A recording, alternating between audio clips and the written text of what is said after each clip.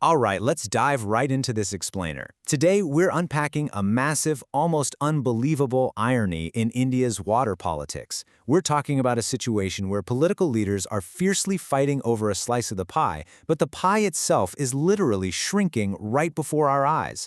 So, what actually happens when political demands keep blowing up, but the physical rivers are quietly drying out? Let's get into it.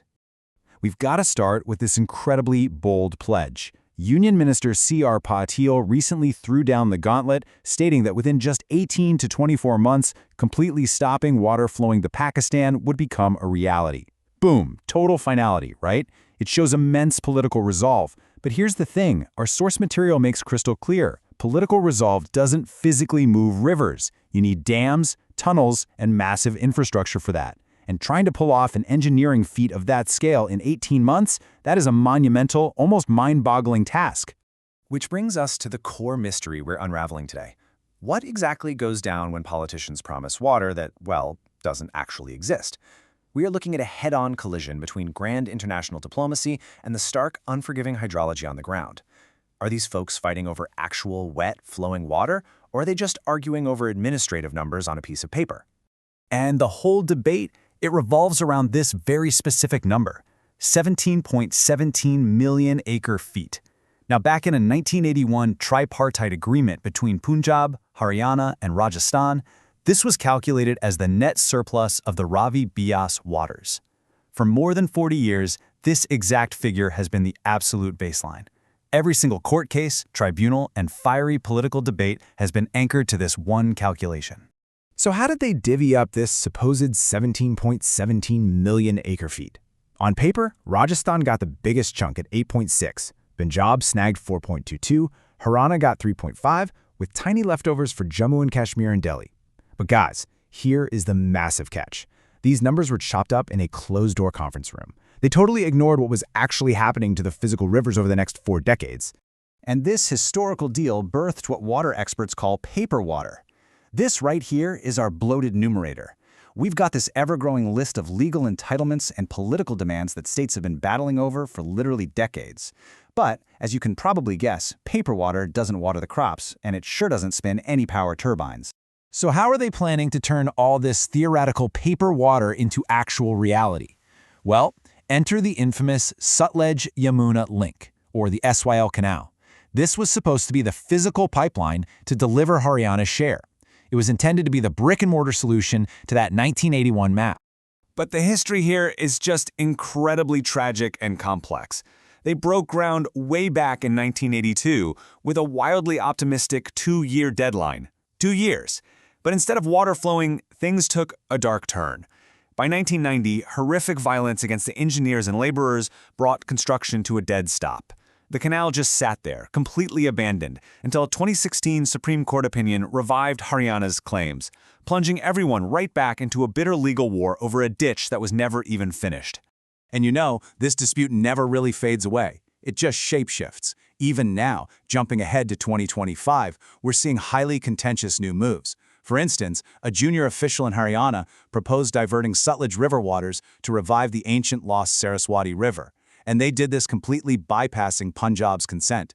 Naturally, this sparked immense friction, proving that these states are still guarding their historical quotas like hawks. But hey, before we get completely swept away by today's super ambitious engineering promises, we've got to take a hard, honest look at the infrastructure we already have. And honestly, it's struggling. This is where the paradox hits you right in the face. On one hand, officials are dreaming up massive new dams and tunnels to catch every single drop of Western river water. But on the other hand, the systems we already built are falling apart. Let's look at those new ambitions first. To back up those bold political pledges, they are proposing some absolutely massive projects. Take the Marhu Tunnel, for example. It's a staggering 42-kilometer tunnel designed to transfer up to 4 million acre-feet a year from the Chenab right over to the Ravi-Beas system. Legal experts point out that mega projects like this are built to create an engineering fact. Because think about it, once you pour millions of tons of concrete and permanently alter a river's flow, no international tribunal can easily hit the undo button. But now, let's look at the actual water, our shrinking denominator. Check out the reality at the Bhakra Dam.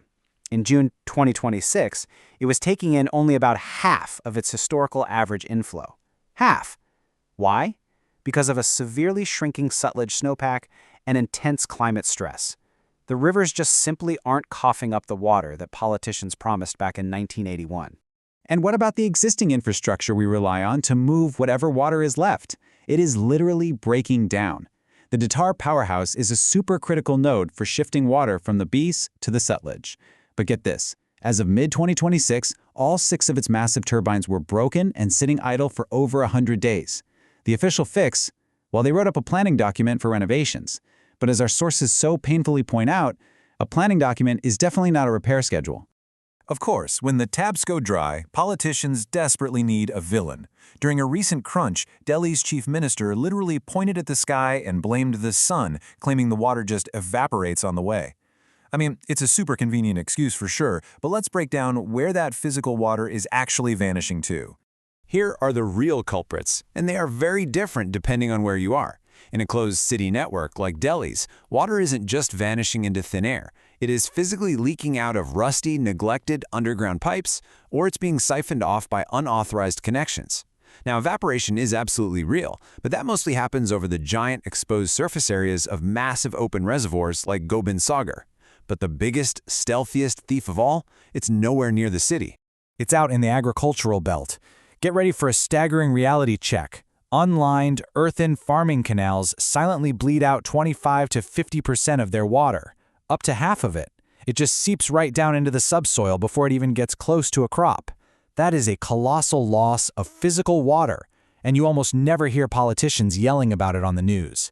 To make matters worse, there are some seriously perverse political incentives keeping this cycle going. Take free electricity for tube wells. It basically begs farmers to flood irrigate super thirsty crops like paddy. Because the electricity to pump the water costs them nothing, there is absolutely zero financial incentive to adopt modern, efficient techniques like drip irrigation. When water is essentially priced at zero, people treat it like it's infinite, and as we're seeing, it is anything but. So we're right back to that grand paradox. We have this continuously expanding numerator, decades of inflated political demands, math from 40 years ago, and promises of giant new tunnels. And all of that is aggressively fighting over a rapidly shrinking denominator. Stressed rivers, crumbling infrastructure, massive canal seepage, and plummeting natural inflows. I want to leave you with this to chew on. We've seen exactly what happens when the numbers in a dusty old file completely stop matching the actual water flowing in the river. So as the rivers run dry, the snowpack vanishes, and vital dams sit half-empty waiting on paperwork, how much longer can we realistically afford to wage war over paper water? Thanks for joining me for this explainer, everyone. I really hope it gave you a clear picture of the deep and definitely shrinking currents driving this crisis. See you next time.